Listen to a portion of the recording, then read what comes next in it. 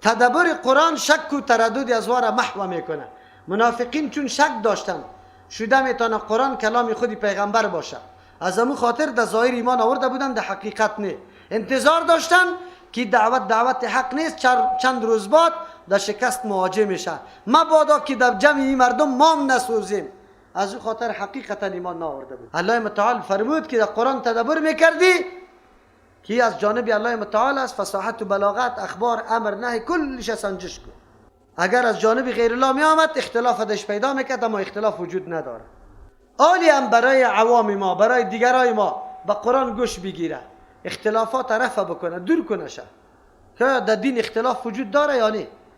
تا بیداری یک کتاب الله کل گیرده، یک رشته وابسته میسازه، یک خط مستقیم و راه مستقیم است، خیر و خلاص. عالی راه ها متنوع نمیشه، اما ما تدبر نمی کنیم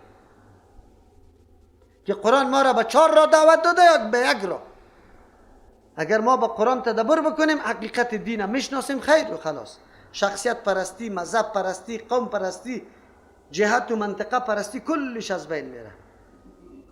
و اذا جاءهم امر من الامن او الخوف، منافقین بر علاوه از خباثت هایی که دارن، شک و تردد دارد، دیگه هم خباثت ها داره. کدام است؟ راز مسائل مسلمان ها را پنهان نگاه نمی کند، تلاش میکنه که یک چیز زودتر افشا بکنه، به خاطری که اونمو امر شایعه غلط ثابت شود، نعوذ بالله. و اذا جاءهم امر من الامن، وقتی که میابرشان امر من الامن که موجب امن است او الخوف یا موجب خوف است، اذاعوا به، شایع میکنه، تبلیغ میکنه به می امر. مسلمانان در جهاد و جبهه میرفتن، منافقین تلاش میکردن که همی گپی لشکر یا کامیابی یا ناکامیشان زود به دسترسی از یا قرار بگیرن. دروغ جور میکردن. مجاهدین رفته می بودن پسک میکردن. خیرت است. این گپ شایع میکردن که والا مجاهدین که رفته بسیار کمینی سخت خورده، گمان میکنم که بسیار صدمه بزرگ دیده. میخواستن این گپ شایع بسازن که در بین مردم در مورد لشکرشان بسیار پریشانی پیدا میشود.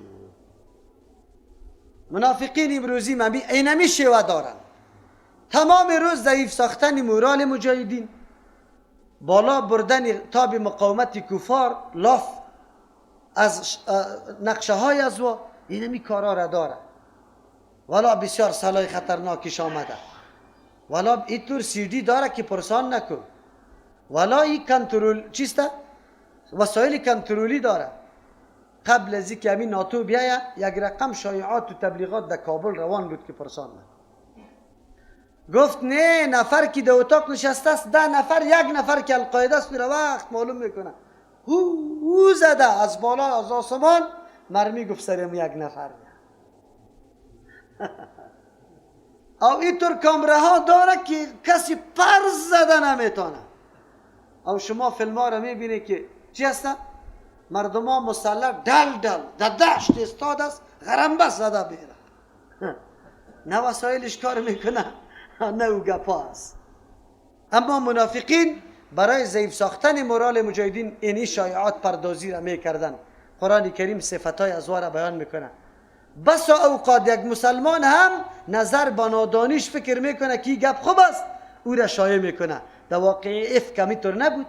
منافقین وقتی که واقع افک زمزمه کردن در زبانای خود، چرا 3 شخص از مسلمان ها، حسان ابن ثابت بگه مستحو چی هسته دیگه و یک زن، عرصهشان چی نشده بودن، همین شایعه را وام نشر نکرده بودن، نمیفهمیدن که شایعه پردازی سبب خوبی مسلمانان نیست. منافقین زمانی که مسئله جهاد شروع میشه یا اینمی پسپسک شروع میکردن، به خاطری که در قلب مسلمانان یک نوع غم بندازه که مبادا در لشکر مسلمانان کدام صدمه رسیده. قرآن امور میگه و اذا جاءهم امر، وقتی که میابرشان یک امر، یک خبر، من الامن که موجب است از برای امن و الخوفی از خوف، اذاعوا به، شایع میکنه امو خبره، ولو ردو، حالان که مناسب نبود شایع کردن همچو خبر، اگر واپس میکردن میگشتاندن همی خبر الی رسول بسوی پیغمبر، و الی اولی الامر، یا به صاحب امر، قماندان بزرگ یا حاکم یا عالم، که این مراد صحابه بزرگ است. بر ازواب حواله میکردن، میگذاشتن. لعلمه الذین استنبتونه منهم، خامخا معلوم میکرد، یعنی صحت و عدم صحتی قابله، اینمی خبره یا آیا قابل شهرت است یا نیست، این را معلوم میکرد.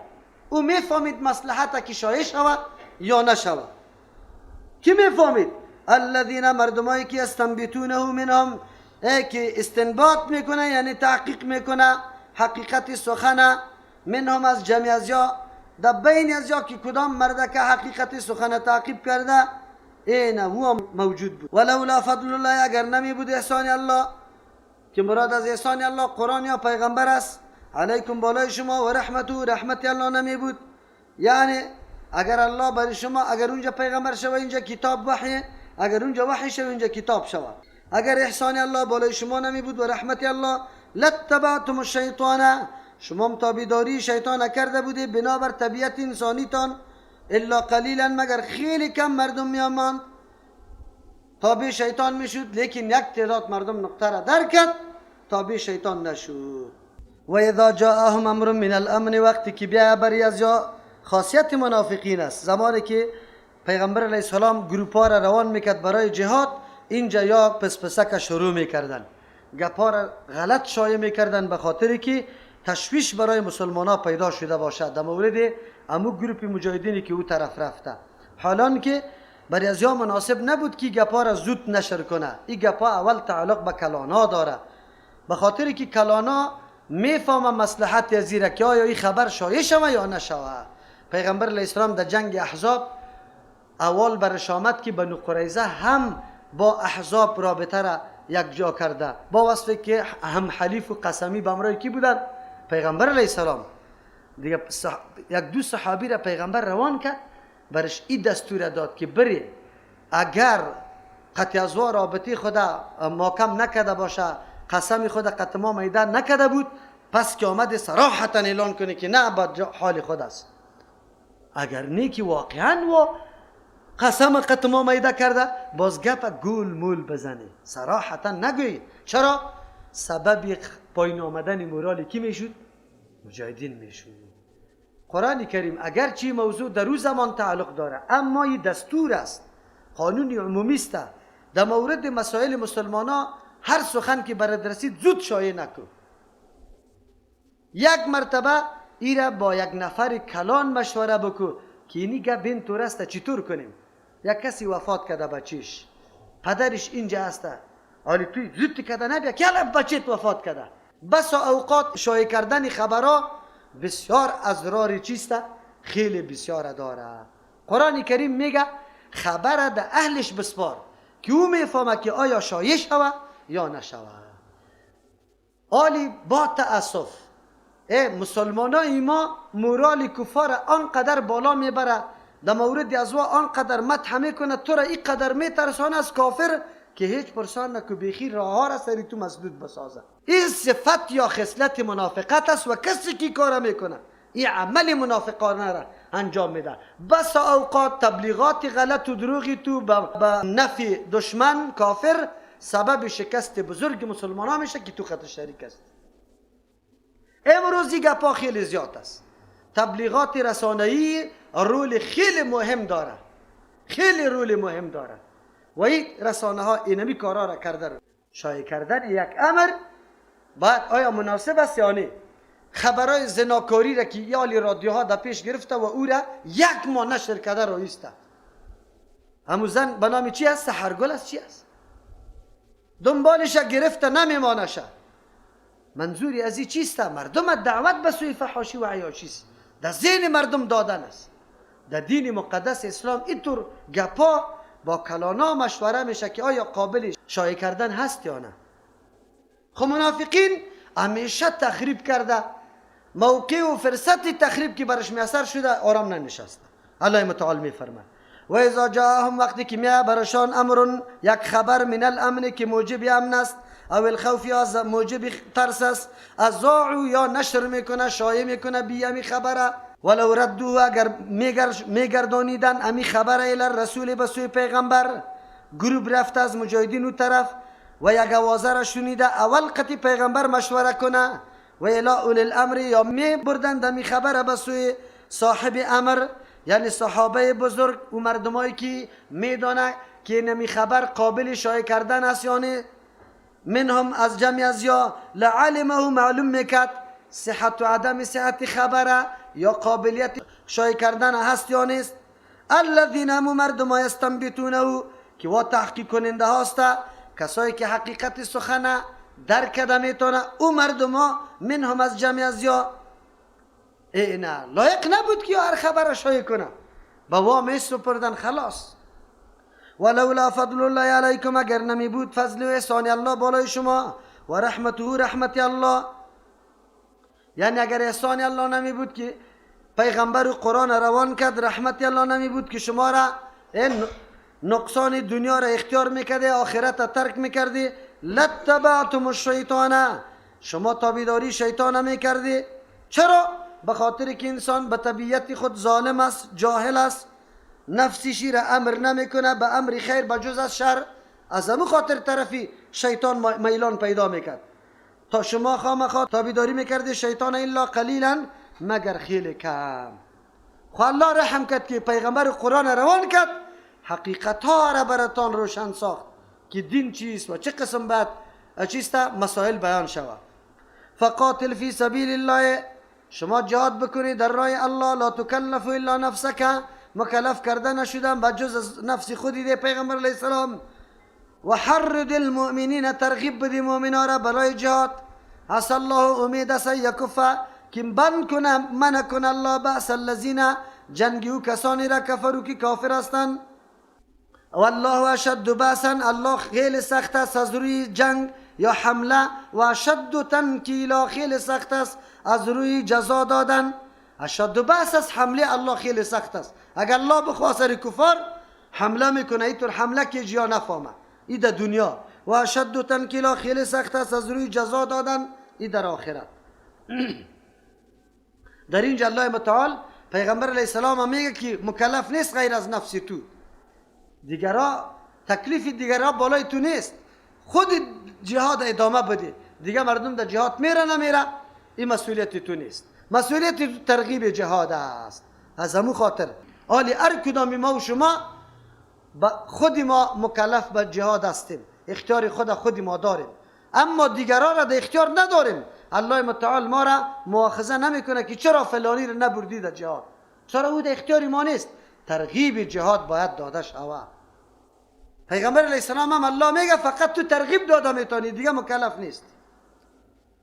از آیت معلوم میشه که اگر مسلمان ها به همراهی پیغمبر جهاد نمیکرد، پیغمبر صلی الله علیه و سلم به تنهایی خود مکلف به جهاد بود، بعدی جهاد ادامه میداد. همونطور هم شد در جنگ احد، زمانی که آوازه پخش شد که پیغمبر علیه السلام وفات کرد، صحابت میدویدن طرف کوه، هرچی پیغمبر آواز میداد کس دورم نمیخورد. در میدان جنگ تنها پیغمبر باقی ماند. شجاعترین شخص در افراد انسانیت کیست؟ رسول الله صلی الله علیه و سلم است.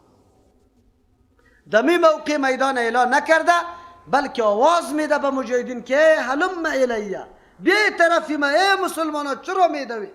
لیکن مسلمان ها حواس باخته شده بود، یک طرف کلانا شهید شده بود، دیگه طرف آوازی قتل پیغمبر علیه السلام شایع شده بود. مسلمان ها دیگه حوصله را از دست داده بود، تا وقتی که صحابی کعب ابن مالک رضی الله عنه چی کرد؟ آواز بلند داد و گفت که پیغمبر زنده است. یک روح تازه ده بدنی چی؟ کالبد صحابه دمید تازه، پس دور خورد، کسی باقی نمونده بود غیر از پیغمبر علیه السلام. اگر هیچ کس به همراهی پیغمبر جهاد نمیکرد، پیغمبر مکلف است. چرا؟ جهاد امری است که الله متعال حتی پیغمبر خود در حالت انفراد هم معاف نمیسازه، میگه جهاد بکن، بلکه زندگی پیغمبر مکمل جهاد است. خو البته جهاد دو قسم است، یکی علنی که مقابل کفار با شمشیر میکنی، که را جهاد نظامی هم میگه، لیکن دیگه جهاد در مقابل کفر، بدعت، جهاد در مقابل جهل و نادانی و چیسته، جهاد در مقابل عنعنات بیجا، کلش پیغمبر علیه السلام جهاد کرده. چرا؟ نکای زنی بچه خونده را کت یا نکت پیغمبر؟ عملا مردم اینطور میپنداشتن که بچه خونده به مثل بچه اصلیست، زنش مثل سنوی اصلیست، نکاح قطعش نمیشه. الله این رسم باطل کرد به عمل خود پیغمبر علیه السلام. در هر معامله پیغمبر جهاد کرده، در هر گوشه و این مکلف بوده. از او خاطر جهاد اهمیت بسزای داره. هر کدام ما مکلف به جهاد هستیم. بعد از الله میگه امید است که الله بند کنه حمله کسانی را که کافر هستند. واقعا همونطور هم بود. این را بدر صغرا میگه. ابو سفیان وقتی که در بدر شکست خورد، ابو سفیان خونه بود، در قافله بود، اول به پیغمبر روی کرد که ما در سال آینده در مقام بدر باز مقابله داریم. امسال که ما را شما گرفته شکست داده، سال آینده ما باز آماده استیم. پیغمبر در سال آینده در بدر تیاری گرفت. 1,500 نفر تیار کرد، آماده کرد، رفت در بدر.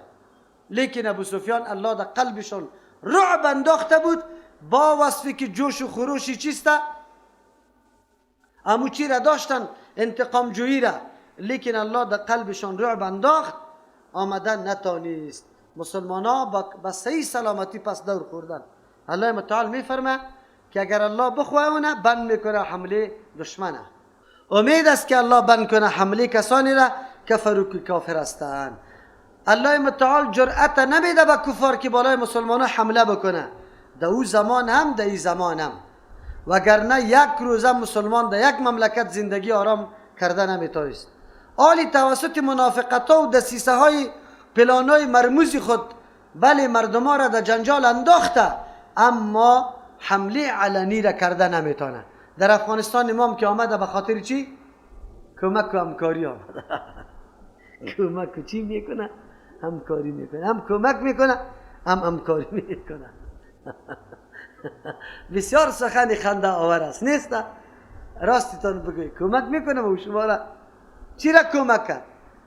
بگوی فحاشی را، عیاشی را، این را کمک کرده. راستی کلی ما را اینطور مادیات پرست کرده، دلارها را سر ما بگوی ارزانی کرد که حالی معلمی را اعلا کرد رفته دفتری مؤسسه. بگوی انجینر هم دکتر هم کلگی مراکزی که اساسی و بنیادی بود مکمل همینطور بی استاذ باقی ما. کم ضربه را بر ما نداده، خبر داری یا نه؟ کم ضربه را بر ما شما نرسانده. ای که ما نمیدانیم جدا مسئله است. مراکز تعلیمی ما خالی شد. آلی معلم ها کیسته؟ کسایی که شهادتنامه تقلبی را خریداری کرده. یک استاد در یک صنف داخل شدم، گفت امیر دوست محمد خان شوت گرفت. ما از این طرف صدا کردم که معلم صاحب شاید امور رشوت باشه، شوت نیست، ریش در یک طرف است، در یک سری خط است تو شوتش دیگه. سرمعلمی مکتب تاریخ صنف 4 درس میده، رشوت و شوت فرق کرده نمیتونه. یک دوم گفت امیر دوست محمد خان در نجارا فرار کرد. من گفتم قلعه نجارا خو کابل است، او در او وقتی نام نداشت، این نوی قلعه نجارا برش میگه، او بخاراست. بخارا و نجارا را فرق نمیتونه. مردم ها کل را آوردن طرف مؤسسه، معلم های مسلکی و استازای مسلکی کلشان. اولاد ما علی چی کده رو ایسته؟ بره که چی را تعلیم کردن؟ کمک و همکاری خو آمده. بله الله متعال بند میسازه حملات از یاره، وگرنه کدام مسائلی که یاد داره میتوانند جنگ کنن، اگرچه کامیاب نمیشه خود جنجال به مسلمان پیدا کرده میتونه.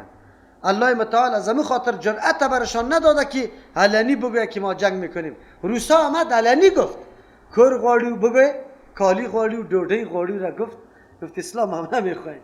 یا او طور نامده یا منافق صفت منافقانه داره به اینمی نامه، به خاطر که میفهمه که اساسیت مردم در مقابلشان چیسته. اگر به این نام بیا که ما میایم افغانستان اشغال میکنیم، سعی میکنی که اینجا یک نفرم باقی نمیمانه، رفته در سری کو بالا شده در مقابلشان. من یشفع شفاعتا حسنتا، کسی که سفارش میکنه رأی خدا نظری خدا جوره میساز امروی کسی دیگه. سفارش چی را میگه؟ جوره ساختن. نظر و فکر خود با کسی جوره بساز. یک مردکه را تو سفارش میکنی، او هم چیزی مطالبه داره، تو هم میری قطع از او هم کار میشی، جوره میسازی. من یشفع شفاعتا حسنتا، کسی که سفارش میکنه سفارشی حسنه، یعنی رای سفارش هم درست و روا باشه، و کدام هدف که سفارش میشه او هم روا باشه. یکن له نصیب منها، خام باشه برای تو آدم نصیب، یک حصه ثواب منها، زینمی سفارش. اینه در کار نیک سفارش ضروری است و انسان باید حصه بگیره. سفارش چطور است؟ یک آدم ترجمه قرآن کریم شروع کرده، چنده میکنه، آلی مرا کسی نمیشناسه، آجی صاحب یا این قاری صاحب قطمه یک جای میشه میره در پیش کسی که او قاری صاحب میشناسه مرا نمیشناسه، کلی برنامه مرا بری او مردکه معرفی میسازه. سفارش کد قطمه، رأی و مطالبه مرا ای چی کد؟ قوت بخشید، جوره کد. اینی را سفارش میگه، ولی به شرطی که برای هدف نیکو جای راه درست باشه. اینی را سفارش حسنه میگه. اگرچه اینجا مسئله در مورد جهاد است، اما حکم آیت عام است. در هر معامله نیک باید رأی خود تو شامل بکنی. یک آدم حقش تلف میشه، مظلوم است، و تو قاضی صاحب خوب میشناسی، گپیتم قبول داره، و این مردکه بری تو گفت که اینی تو معذله دارم، اگرچه از تو مطالبه نکرده، کمی فهمیدی که مورد ظلم قرار میگیره، تو سفارش ازیره بگو، به قاضی صاحب بگو که این مردکه حقش است، باید فیصله را درست حق ازی بکنی. اینی را سفارش میگه. سفارش اینطور سفارش ها موجب اجر است و تو در اجر داخل است. و من یشفع شفاعتا سیئتا، کسی که سفارش میکنه سفارش سیئتا بد، یا رایش بد است یا هدفش بد است، اگرچه رایش آسان صحیح است خو هدفش بد باشه، یا است که رایش یا هدف خوب است خو رایش روا نیست، بازی سفارش درست نیست. یک کله کفل منها می باشه برش یک حصه از اینمی گناه، یک حصه از گناه است. سفارشی بد کدام میگه؟ نعوذ بالله.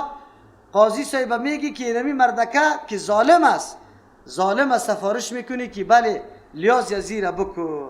اینی سفارشی چی است؟ سیئه و بد است. سفارش سیئه. حکم الله جاری میشه، زناکار گیر شده سنگسار میشه، تو میری در محکمه سفارش میکنی که نه سنگسار نکنیشه. نعوذ بالله. مانع جاری شدن حد از حدود الله میشی. این سفارشی چی است؟ بگه سیئه است. سفارش سیئه. یکی از جمله سفارش سیئه ایام است. یک دختر متدین خیلی با حجاب، بسیار قابل قدر و عزت، به یک شرابی و نعوذ بالله چی بیدین میری خواستگاری میکنی. این سفارش چیست؟ بگه سیئه است. اینمی مسئله و موضوع عام است، ام حسنش ام سیئه. همیشه چرت بزن که من قط یک کسی در سخن در چی همکاری میکنم، آیا امو سخن رواست یا ناروا، درست است یا نادرست. اینی سفارش ها برای خود اردو شاخه دار، ام حسنه ام سیئه. دیگه اینطور نشوه که انسان در سفارش سیئه را بکنی حسنه نکنی، اینطور نباشه. و کان الله علی کل شیء مقیتا، الله هست بالای تمام چیزا قادر، حاضر است، هر چیز برای الله معلوم دار است، حاضر است، میدانه، کلش زیر کنترل الله متعال است. و اذا حییتم بتحیه فحیوا باحسن منها، آلی الله بیان آداب میکنه. منافقانه حتی انسان ملاقاتم باید بسیار رعایت حقوق اسلامی را بکنه، منافقانه عمل نکنه. یکی با یکی روبرو میشیم سلام پرتیم، آن چیز او ادبی را که الله بر ما تعیین کرده امور مراعات بکنیم. و اذا حییتم بتحیه، وقتی که شما هدیه میدی، اصلا حییتم به خاطر میگه که در زمان جاهلیت سلام میپرتافتن، میگفت حیاک الله، الله تو را زنده داشته باشه، زندگی تا طولانی بسازه. این سلام زمان جاهلیت بود. و گاهی اوقاتی تو را میگفته انعم صباحا و مساء، به خوشگذرانی بیگاه کنی، به خوشگذرانی صباح کنی. مثل که حالی صبح بخیر چی میگه؟ شب بخیر میگه. سلام نصارا دست در دهن ماندن است، این سلام از واست. سلام یهود انگشتا را بالا کردن است. از همون خاطر در اسلام هم کسی که سلام میپرد دست بالا میکنه السلام علیکم اگر نگوید مشابهت با یهود میاد. هر کس که برای شخص دور سلام میده دست به این خاطر بالا میکنه که من السلام علیکم برای تو گفتم، او باید چی بگه؟ و علیکم السلام. اگر سلام نگفتی تنها دست بالا کردی، این عمل یهود است، تو گناهگار شده. سلام زمان جاهلیت اون حیاک الله بود. سلام اسلام چیست؟ السلام علیکم. سلام مجوس، سلام مجوس هم ای بود که انعم صباحا مثلا انوام میگفتن. سلام اسلام السلام علیکم و رحمت الله و برکاته.